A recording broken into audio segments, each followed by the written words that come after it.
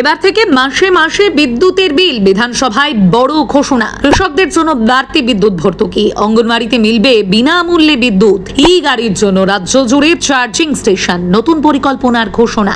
৫৪,০০০ অঙ্গনওয়াড়িতে আলো, পাখা, স্কুলে ন্যাপকিন ভেন্ডিং মেশিন, বড় সিদ্ধান্ত। বিদ্যুৎ পরিষেবায় একের পর এক বদল, বিধানসভায় একাধিক গুরুত্বপূর্ণ ঘোষণা। বিধানসভার অধিবেশনে রাজ্যবাসীর জন্য একগুচ্ছ গুরুত্বপূর্ণ ঘোষণা করলেন মুখ্যমন্ত্রী শুভেন্দু অধিকারী। বিদ্যুৎ পরিষেবা, কৃষি, অঙ্গনওয়াড়ি, শিক্ষা এবং ইলেকট্রিক গাড়ির পরিকাঠামো, একাধিক ক্ষেত্রকে ঘিরে নতুন পরিকল্পনার কথা তুলে ধরেন তিনি।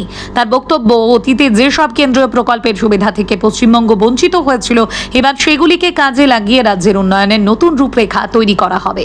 সবচেয়ে বড় ঘোষণাগুলির মধ্যে রয়েছে পিএমই ড্রাইভ প্রকল্প।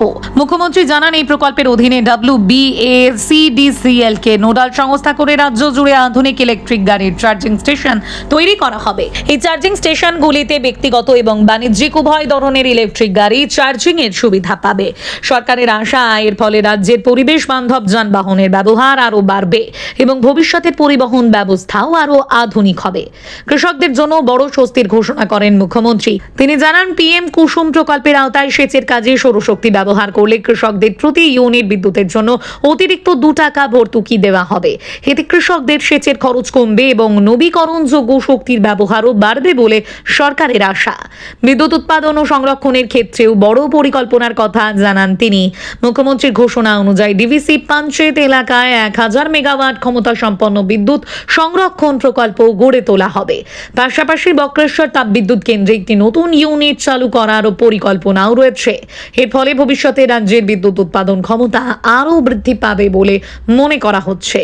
সীমান্তবর্তী এলাকার উন্নয়নের কথাও তুলে ধরেন মুখ্যমন্ত্রী। তিনি জানান, ভাইব্রেন্ট ভিলেজ প্রকল্পের আওতায় কেন্দ্রের স্বরাষ্ট্র মন্ত্রকের সহযোগিতায় সীমান্ত সংলগ্ন 9টি জেলায় বিদ্যুৎ দপ্তর বিভিন্ন উন্নয়নমূলক কাজে অংশ নেবে।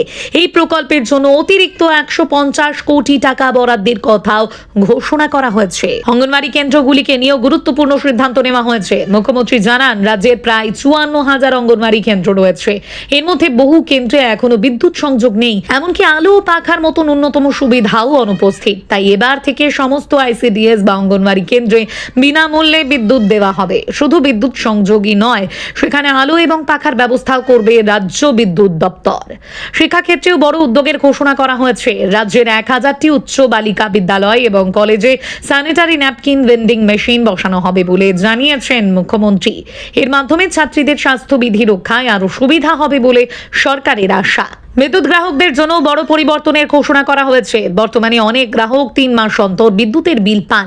মুখ্যমন্ত্রী জানিয়েছেন, আগামী জানুয়ারি মাস থেকে ত্রৈমাসিক বিলের পরিবর্তে মাসিক বিদ্যুৎ বিল দেওয়া হবে। এর ফলে একসঙ্গে বেশি টাকা দেওয়ার চাপ কমবে এবং গ্রাহকদের জন্য বিল পরিশোধ আরও সহজ হবে। গ্রামীণ এলাকায় বিদ্যুৎ পরিষেবা আরও উন্নত করার লক্ষ্যে নাইট মোবাইল ভ্যানের সংখ্যা দ্বিগুণ করা হবে বলেও ঘোষণা করা হয়েছে।